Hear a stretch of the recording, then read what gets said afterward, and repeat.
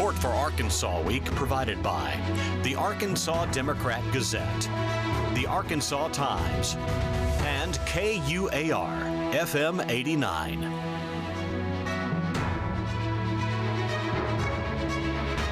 And hello again, everyone. Thanks for joining us. Arkansans already casting their ballots, those of a mind to.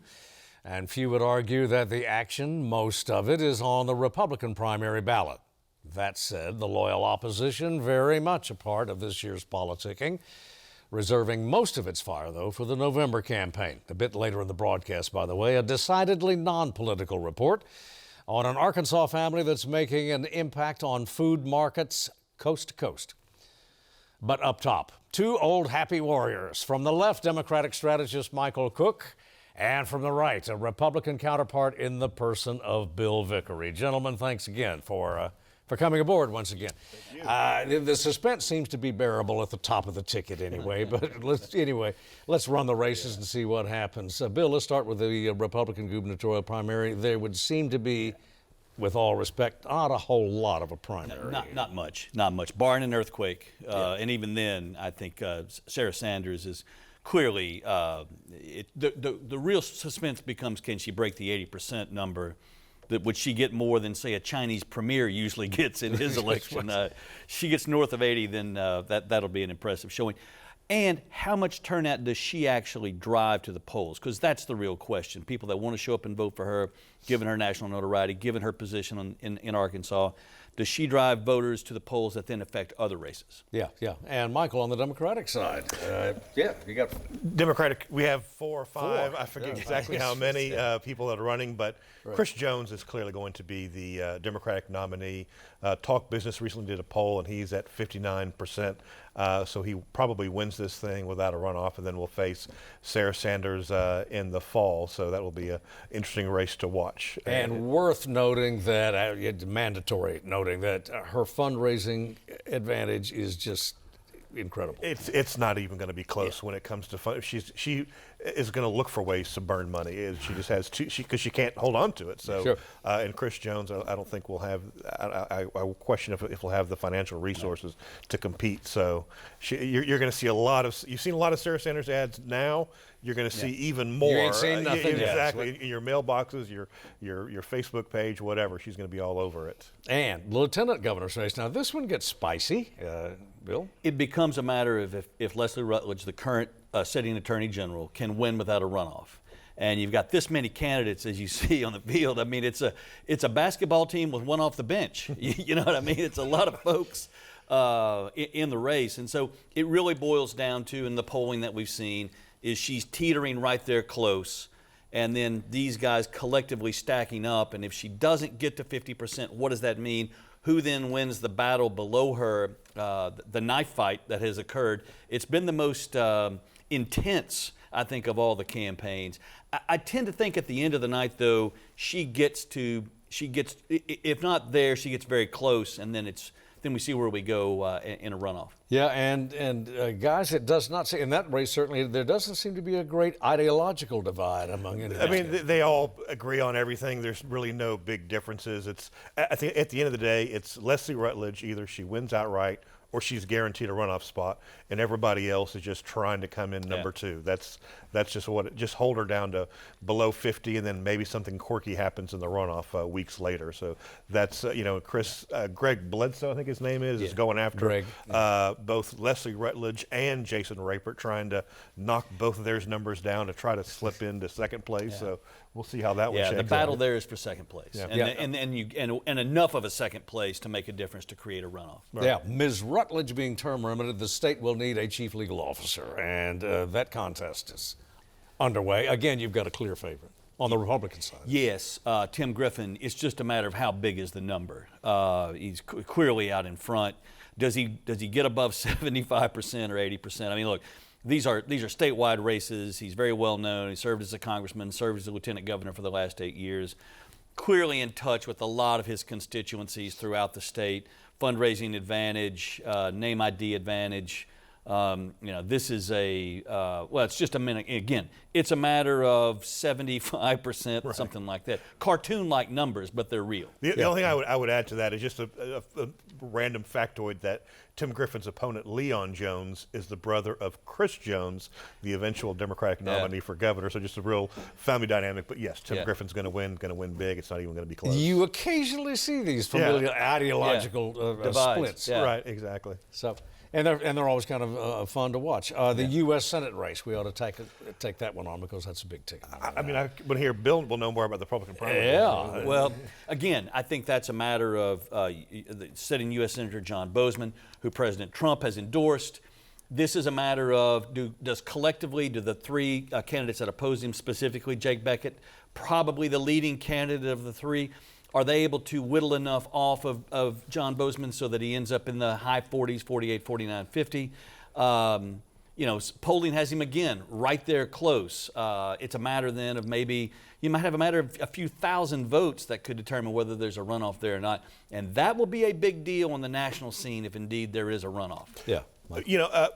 It's all about can Boozman win without a runoff. What's been interesting is that his second place opponent, Jake Beckett, after all the money has been spent, he's only like at 19% in a poll that came out about a week or so ago, again from Talk Business. I think Boozman probably pulls it over to get that 50+1 magic mark. He's not made anybody mad. He's got Trump's endorsement. Sarah Sanders is for him. Tom Cotton is for him.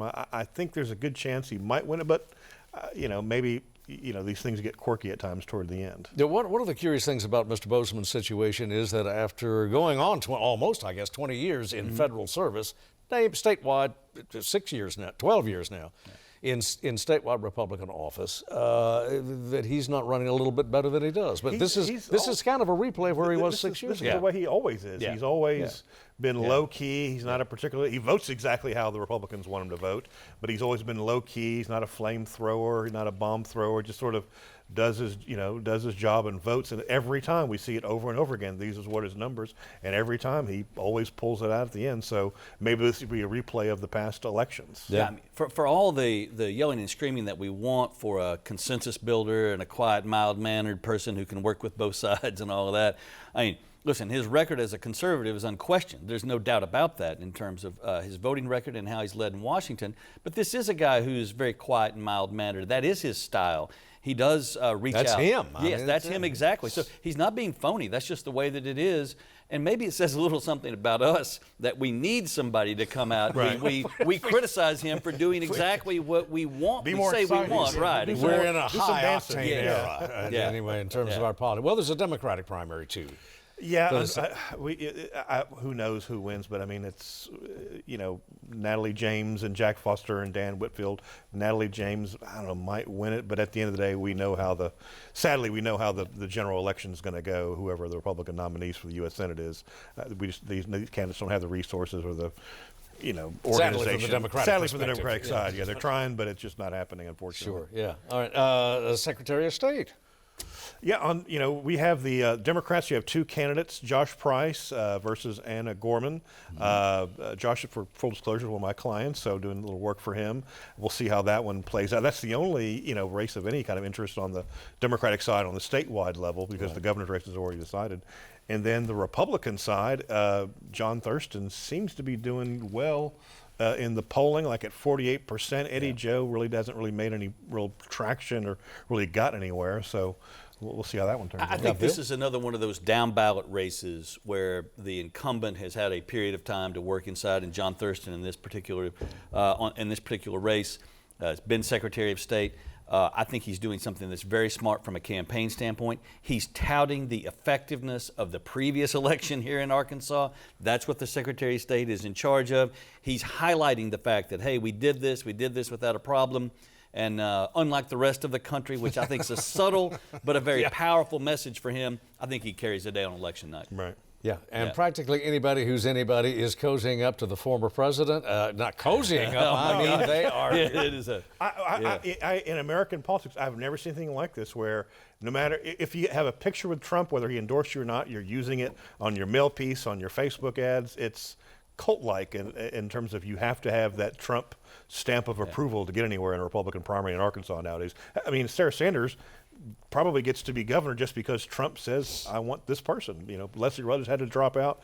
Tim Griffin had to drop out of the race. So I've never seen anything like that. Well, and as Bill pointed out, every Bozeman advertisement has the name Trump on the screen at least 5 times. Did I happen to mention Trump is for me? You know, kind of that. Yeah, Bill. Yeah, well, listen, the shadow of Donald Trump looms large over Arkansas politics all the way down to dog catcher. And you're talking about a guy that got north of 60% in the last presidential election here, clearly a popular figure. And I think that's something about Arkansas politics where he's able to reach out to blue-collar voters who now identify as Republican in the state, primarily because of cultural issues and whatnot, but they have moved to the Donald Trump side of the Republican Party, as well as others, more mainstream conservatives. And so, look, his impact on party politics here and in a number of other states around the country is very significant. But we are, I think, Arkansas 5 or 8 states that gave Mr. Trump in 2020 a bigger margin than it did 4 years earlier. Yes. Oh, this is the state likes Trump, which is why every Republican candidate does everything they can to be either Trump-like or say they have Trump's endorsement everywhere. Yeah, the political class, of course, is looking at, there are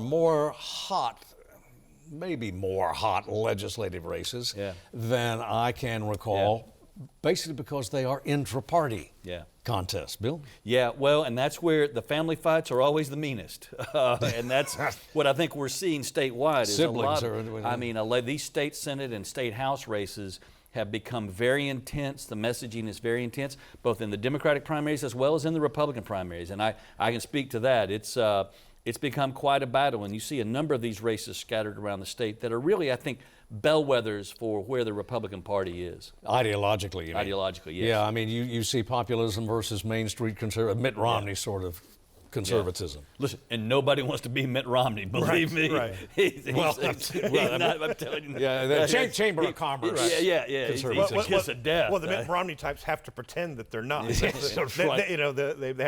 to play the dance and play the game to try to get I ahead. wonder he got out of Utah. But at any rate, in terms of Democratic races, let's run the legislative races. What are you looking at, Mike? On the legislative side, there are not that many hotly contested legislative race. There's a race in East Arkansas. You have Representative Reginald Murdoch trying to take over Keith Ingram's open state Senate seat.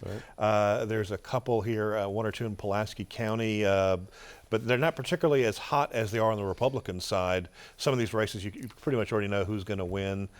So unfortunately for Democrats, all the excitement seems to be on the other side in these primaries. So hopefully, but we do have a good crop of legislative candidates in the fall who are going to be fighting it out in Northwest Arkansas, Central Arkansas, trying to beat Republicans. And we're looking at 22 legislative races, House and Senate, on the basis of new districts, which have been upheld. So South Arkansas, here in Conway, the Faulkner County race, Senator Johnson's seat up in Northwest Arkansas. There's some real barn burners.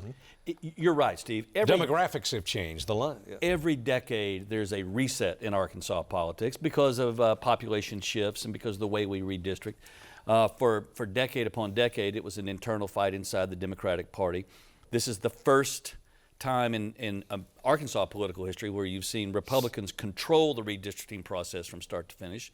And so all the fights now are internal to the Republican side of things. So every seat is up. As it turns out, it hits nicely with Mars and Venus aligned, so all the constitutional offices are up, a Senate seat is up, and that's made for all this intensity a shift. Fully a third of the Senate will be new, and almost a third of the House will be new when we start in January of 23.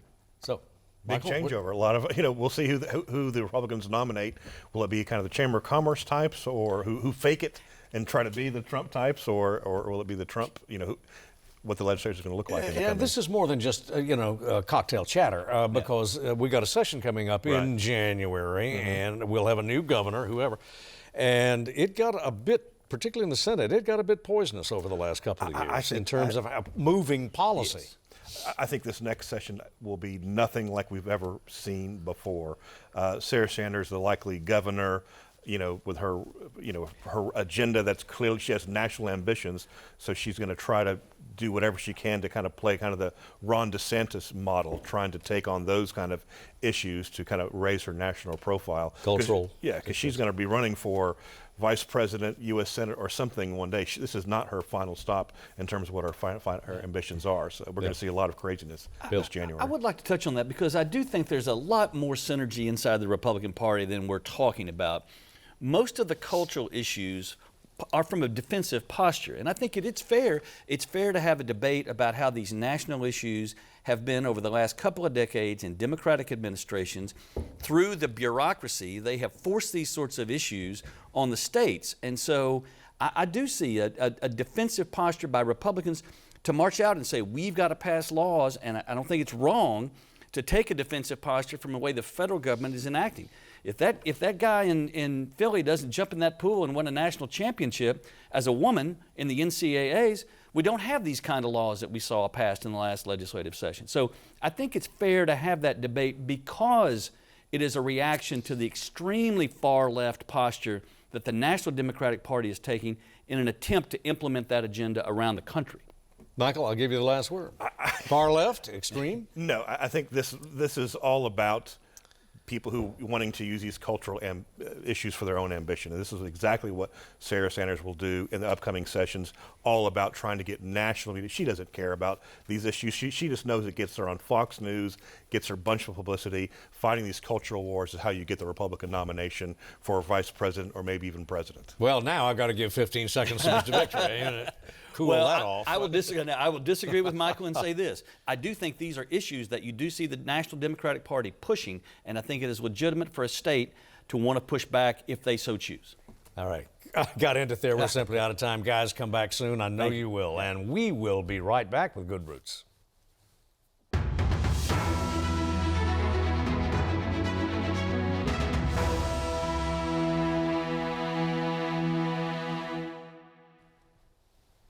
Farm to market, sure, but how about farm to table? We'll take a look at Rabbit Ridge Farms in this month's Good Roots segment. Major funding for Good Roots is provided by Arkansas Farm Bureau. Arkansas Farm Bureau, advocating the interests of Arkansas's largest industry for more than 80 years.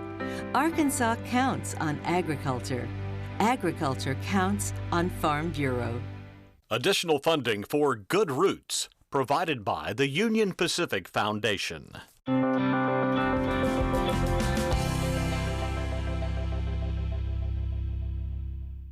He just loves being rubbed behind that ear. We have kids and adults come from all over to see old Eric. Eric the Wonder Pig. My daughter saved him when he was just a little baby piglet. He literally would fit in the palm of your hand. My name is Alan Mahan. I own and operate Rabbit Ridge Farms with my wife, Angela. We do things kind of like our grandparents did. We're regenerative farmers, so we raise beef, hogs, and chickens, all on pasture. Hog pens aren't supposed to be beautiful. But man, you just look around here and you can see the fresh grass where we've created the silvopasture. We've put animals out here that can thrive in this environment without eliminating the environment. If you come to the farm, you're going to see wide open pastures. You're going to see animals behaving the way animals are supposed to behave in their natural environment. All of our animals, what makes them so unique is the fact they're eating so many different species of plants. And all of those micronutrients are coming back in the meat that you eat from our farm.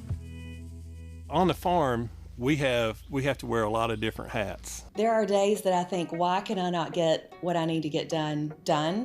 And it's because the list of what I need to get done is quite long. The shipping, and when we ship our product across the country. Booking events, stocking the kitchen. Making sure the animals are fed, the pastures are rotated. We have lodging at the farm. We do farm tours. We do farm schools. The majority of social media is actually Alan. He says he's like a 14-year-old girl every morning. He gets so excited, can I show you my video? And we'll put it up on the screen like it's, a big premiere. Rabbit Ridge Farms, cheesy chicken, rice, and broccoli casserole. the cheesy chicken and rice broccoli in the oven. I thought you were taking a picture. No. I'm doing a cooking video. It just is not quite like your cooking video. Rapid Ridge Farms is unique because it is actually a farm you can visit. That's not the norm with most farms. I grew up on a row crop farm where if you saw someone on the property, you were making your way over there, finding out why, and making sure they were quickly escorted off. It really went against everything that we knew. Oh, we're going to bring people to the farm. Other farmers say, what? We believe in complete transparency. We want to make sure our customers and our patrons know how we raise our animals, so we welcome them to come to the farm. We bring literally thousands of people every year. We're able to teach children, adults, whoever, where their food comes from. I'm proud to be a 6th generation farmer, and with Angela, we're able to continue traditions and farming methods that I feel like hold true to what the generations in front of me held valuable to them. I want to talk just a little bit about Angela. It's awesome to still be in love at 54. Angela is the consummate partner. She's the one that pats my leg when she sees me getting worked up. Angela was the wife of my best friend. So, if you're watching the video on this, there's probably the scratch of the needle. So I started dating Drew Blankenship when I was I just recently graduated from college, and he introduced me to his best friends, who were Alan Mahan and his wife, his first wife. Drew was that guy that became a best friend the first time you met him. We both liked to hunt, fish, and so, there was times we were crappie fishing in the spring that we should have been in class, or we went all over the country hunting, fishing. 8 days before Drew died, Alan was at our house hunting. That was his last duck hunt, and he was ill, and we knew he was ill, but we did not know how gravely ill he was. So 6 days later, Alan came back to the hospital with me and was with me when he died, and spoke at his funeral. And I know when I say that, people, I can see their mind racing, because whose wouldn't? That sounds, as my kids said back in the day, that's weird. And we were just very, very close friends, very close family friends. Fast forward through life, which left me as a widow, and he was divorced. And life happens, and we found ourselves falling in love. The only person that could comfort me was Angela. To find somebody to love and, to rise back out of the ashes, she made me feel like a phoenix. I don't know what life would be like if I wasn't with Alan, I wasn't married to Alan, because he can tell stories that I don't even know to our boys about their dad. I got to fulfill something that I promised my best friend, and I told him that I would see after his family, and I would make sure that his boys was raised.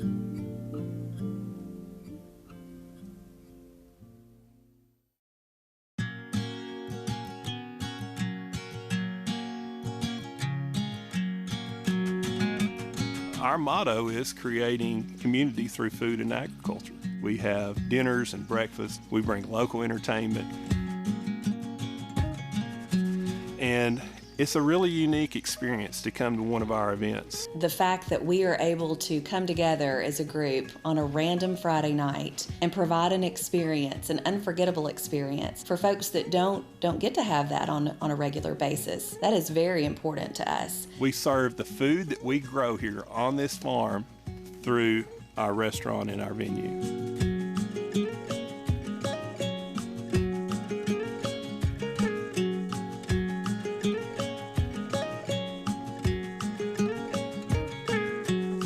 Our wait staff, our kitchen staff, our cleaning staff falls into just a few categories.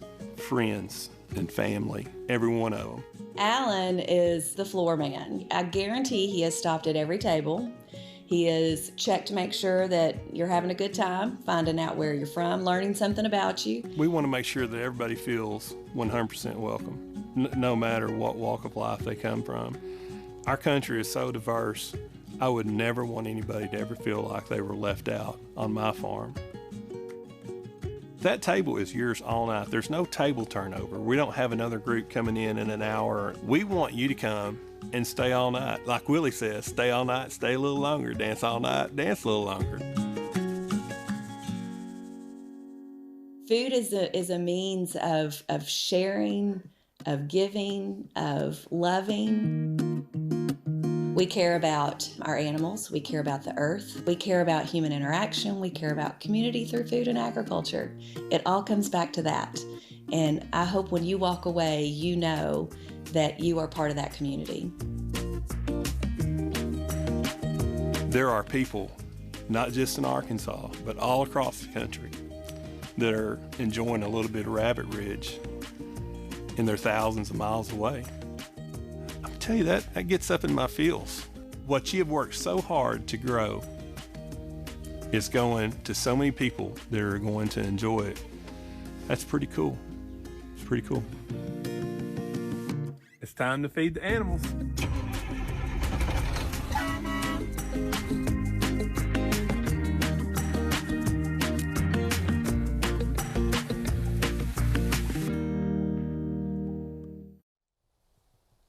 And that's it for us for this week. Thanks for joining us. As always, see you next time.